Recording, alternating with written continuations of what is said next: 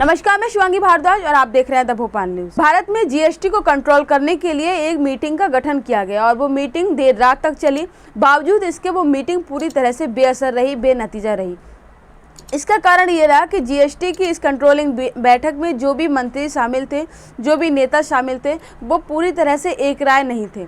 वो अलग अलग राय दे रहे थे। जो गैर बीजेपी नेता थे उन्होंने साफ साफ कहा था कि जीएसटी पर जो कर लगा हुआ है जीएसटी का, वो पूरी तरह से हटा देना चाहिए। इस समय भारत में कोरोना वैक्सीन पर से भी कर हटा देना चाहिए। इसके साथ ही ऑक्सीजन कंसंट्रेटर, ऑक्सीमीटर, इसके साथ जो भी चीज़ें पीपीई किट, जो भी चीज़ें कोरोना के लिए यूज़ होती हैं, उन सभी पे से जीएसटी का कर हटा देना चाहिए। इसके साथ ही दिल्ली के उप मुख्यमंत्री और वित्त मंत्री मनीष सिसोदिया ने भी कहा था कि हमने भी केंद्र सरकार के सामने यही प्रस्ताव रखा था। इसके साथ ही पंजाब, बंगाल और इसके साथ दूसरे राज्यों की सरकारों ने भी यही प्रस्ताव केंद्र सरकार के सामने रखा था, लेकिन केंद्र सरकार ने इस पर संज्ञान भी लिया।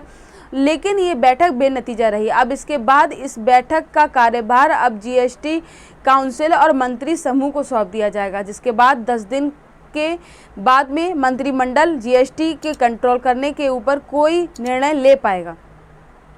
हालांकि इस समय भारत में कोरोना के केस लाखों में निकल रहे हैं। चीज़ों की आवश्यकता भी पड़ रही है, सभी उपकरणों की भी आवश्यकता पड़ रही है और ऐसे में जीएसटी कर हटाना कितना उचित रहेगा, कितना अनुचित, ये निर्णय अब भारत के वित्तीय मंडल को लेना है। क्या निर्णय रहता है ये आने वाले समय में देखने की बात